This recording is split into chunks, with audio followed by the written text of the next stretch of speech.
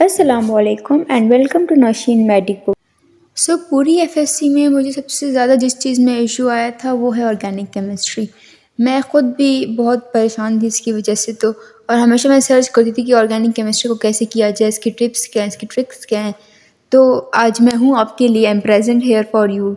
जो मैंने फ़ेस किया हो सकता है वो आप भी फेस कर रहे हो। मैं आपको ऐसी कुछ टिप्स बताऊँगी जो आपके लिए हेल्पफुल होंगी। एंड बिलीव में अगर आप इनको फॉलो करेंगे तो मोस्ट प्रोबेबली आप बहुत अच्छे मार्क्स स्कोर कर सकते हैं। टिप नंबर 1 ये है कि आप प्लीज़ मेरी तरह अपने सीनियर्स के पीछे मत भागें। जब मैं एफएससी की सेकेंड ईयर में थी तो मैं अपनी सारी सीनियर्स को हमेशा मैसेज करके यही पूछती थी कि आपने ऑर्गेनिक केमिस्ट्री कैसे की है, इसको आपने कैसे सॉल्व किया था, इतना टाइम कम है, इसको प्रैक्टिस कैसे करना है और इसकी ट्रिक्स क्या हैं। तो आप मेरी तरह प्लीज़ ऐसा मत करें, आप सीनियर्स के पीछे मत भागें, क्योंकि ऑर्गेनिक केमिस्ट्री को करने का कोई शॉर्टकट नहीं है। इसको आपको एक एक प्रोसेस को फॉलो करके ही करना पड़ेगा। तो इसके लिए कोई ऐसी ख़ास ट्रिक नहीं है कि आप एक ट्रिक सीख गए तो आप सारी ऑर्गेनिक केमिस्ट्री कर सकते हैं। You have to practice. And मैं जिस भी सीनियर के पास जाती थी कि कैसे करना है, तो वो यही कहता था कि हमें भी स्टार्ट में मुश्किल लग रहा था कि कैसे करेंगे ऑर्गेनिक केमिस्ट्री को, लेकिन वक्त के साथ साथ जब हमने प्रैक्टिस की, जब सेंडअप्स के एग्ज़ाम्स हुए, जब मॉक हुआ, सब कुछ हुआ, तो आहिस्ता आहिस्ता हमें आ गया। और जब बोर्ड की एग्ज़ाम्स करीब आती फिर हमें ऑर्गेनिक केमिस्ट्री आती थी। तो मेरे ख्याल से आपको भी काफ़ी सीनियर्स ने यही कहा होगा। तो प्लीज़ आप भी यही करें कि आप खुद प्रैक्टिस स्टार्ट करें, सीनियर्स के पीछे मत भागें। टिप नंबर 2 ये है कि try to understand the mechanism behind every reaction. I know थोड़ा बहुत डिफ़िकल्ट होता है मैकेनिज़्म को समझना, बट अगर आपको एक बार मैकेनिज़्म समझ आ गया तो फिर रिएक्शन ईजी हो जाता है। और कुछ ट्रिक्स यूज़ करें, लाइक ऑर्गेनिक केमिस्ट्री की कुछ अपनी ट्रिक्स होती हैं। फॉर एग्जांपल हम केमिस्ट्री में मोस्टली इलेक्ट्रोनेगेटिविटी एंड इलेक्ट्रोपॉजिटिविटी का कॉन्सेप्ट यूज़ करते हैं, तो आप वो यूज़ करके काफ़ी सारे रिएक्शंस कर सकते हैं, like the reaction of Grignard reagent with carbon dioxide, जो कि प्रिपरेशन ऑफ कार्बोक्सिलिक एसिड में है।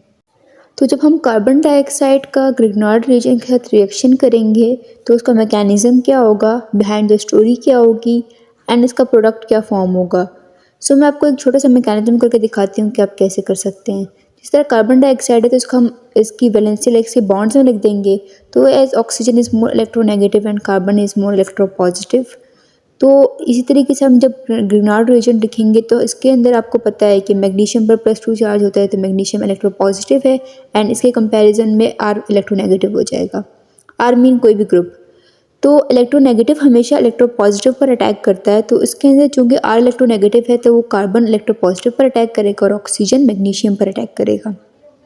तब क्या होगा कि आर आके कार्बन के साथ आके अटैच हो जाएगा आर।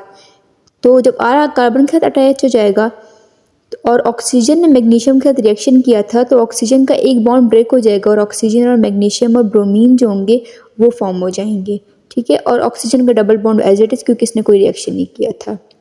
नेक्स्ट स्टेप में हम इसको वैसे ही उतार देंगे नीचे एंड इसका हम रिएक्शन करवाएंगे वाटर के साथ। तो जब वाटर अपने आयंस में डिसोसिएट होता है तो H+ और OH नेगेटिव बनते हैं। तो हम इसका रिएक्शन एज इट इज़ वैसे ही करेंगे, क्योंकि यू नो कि H पॉजिटिव होता है और OH नेगेटिव, और यहाँ पर O नेगेटिव और मैग्नीशियम पॉजिटिव। तो OH मैग्नीशियम पर अटैक करेगा एंड O नेगेटिव हाइड्रोजन पर अटैक करेगा। जिसके बाद ये हो कि R अपनी जगह पर, कार्बन डबल बॉन्ड ऑक्सीजन अपनी जगह पर, और O के साथ H आके अटैच हो जाएगा क्योंकि O ने H के साथ अटैक किया था। और मैग्नीशियम के ऊपर दो बॉन्ड्स होते हैं, तो मैग्नीशियम ब्रोमीन एंड OH बन जाएगा। अगर हम इस तरीके से मैकेनिज्म से करें तो रिएक्शन काफ़ी ईजी हो जाता है। टिप नंबर 3 है कि use mnemonics, means shortcut names जो होते हैं। मैं आपको एक एग्जांपल से समझाती हूँ कि किस तरीके से आप निमोनिक्स यूज़ कर सकते हैं। ये निमोनिक मैंने खुद बनाया था कि people of America organises competition, तो यानी कि POAOC, ठीक है। तो इस P का मतलब है प्राइमरी अल्कोहल, O का मतलब है ऑक्सीडेशन, मीन्स प्राइमरी अल्कोहल की ऑक्सीडेशन, और A का मतलब है एल्डिहाइड, मीन्स प्राइमरी अल्कोहल के ऑक्सीडेशन से एल्डिहाइड फॉर्म होता है। एंड देन O का मतलब है ऑक्सीडेशन, यानी एल्डिहाइड की ऑक्सीडेशन से C का मतलब कार्बोक्सिलिक एसिड फॉर्म होता है। और ये जस्ट एक रिएक्शन नहीं है, इस निमोनिक से मैंने 4 रिएक्शंस याद किए थे। एंड इसका रिवर्स हम करते हैं तो रिवर्स में यही होता है कि कार्बोक्सिलिक एसिड जो होता है देन उसकी रिडक्शन होती है, पहले ऑक्सीडेशन हो रही थी अब उसकी रिडक्शन होगी, तो रिडक्शन से एल्डिहाइड वही फॉर्म होगा, ठीक है, रिवर्स हम जा रहे हैं, एंड देन एल्डिहाइड की रिडक्शन से प्राइमरी अल्कोहल फॉर्म हो जाएगा। तो आपको एक ही निमोनिक से दो रिएक्शन याद हो गए, दो और मैं भी आपको सिखाती हूँ। हमेशा प्राइमरी अल्कोहल से एल्डिहाइड बनता है, बट सेकेंडरी अल्कोहल से कीटोन बनता है, ये बात याद रखिएगा। तो सेकेंडरी अल्कोहल के ऑक्सीडेशन से कीटोन फॉर्म हो गया, एंड देन कीटोन की ऑक्सीडेशन से वही कार्बोक्सिलिक एसिड फॉर्म हो गया। एंड सिमिलरली इसका रिवर्स यही होगा कि कार्बोक्सिलिक एसिड की रिडक्शन से हमारे पास कीटोन फॉर्म होगा, एंड देन कीटोन के रिडक्शन से सेकेंडरी अल्कोहल। ये बात याद रखिएगा, अल्कोहल में मत कंफ्यूज होइएगा कि प्राइमरी अल्कोहल से एल्डिहाइड बनता है एंड सेकेंडरी अल्कोहल से कीटोन बनता है, ठीक है। सो आप इसी तरीके से निमोनिक्स बना सकते हैं, और मैं भी आपको साथ साथ बताती रहूँगी निमोनिक के आप इस तरीके का निमोनिक यूज़ कर सकते हैं, और आई एम श्योर कि आपका काफ़ी ईजी हो जाएगा। And second mnemonic is related to the chapter alcohol. तो चैप्टर अल्कोहल की जो रिएक्टिविटी होती है ना, रिएक्टिविटी ऑफ अल्कोहल, उसके अंदर काफ़ी स्टूडेंट्स कंफ्यूज होते हैं कि जब आपके पास न्यूक्लियोफाइल अटैक करेगा तो कार्बन ऑक्सीजन बॉन्ड ब्रेक होगा या ऑक्सीजन हाइड्रोजन बॉन्ड ब्रेक होगा। सिमिलरली जब इलेक्ट्रोफाइल अटैक करेगा तो कौन सा बॉन्ड ब्रेक होगा। बोथ केसेस में हाईएस्ट रिएक्टिविटी कौन से अल्कोहल की होगी, मीन्स टर्शियरी अल्कोहल की हाईएस्ट होगी या प्राइमरी अल्कोहल की हाईएस्ट होगी। तो यही सब मैं आपको इसी एक ट्रिक से समझाऊंगी। सो मेरे सिस्टर का नाम है निम्रा, तो मैंने उसी से याद किया है कि निम्रा क्लास टीचर। मेरे पास एक नंबर सेव थे इसलिए, तो NCT, ठीक है। तो N का मतलब ये है कि न्यूक्लियोफाइल। जब कभी भी न्यूक्लियोफाइल अटैक करेगा एक अल्कोहल के ऊपर तो C का मतलब है carbon, means carbon oxygen bond and break होगा, ठीक है। एंड इसमें T का मतलब है tertiary alcohol, mean highest reactivity जो होगी वो टर्शियरी अल्कोहल्स की होगी, ठीक है। तो मुझे एक ही मतलब निमोनिक से 3 चीज़ें याद हो गई, 3 नहीं बल्कि 6, अभी 3 और चीज़ें रहती हैं इस एक निमोनिक के बारे में।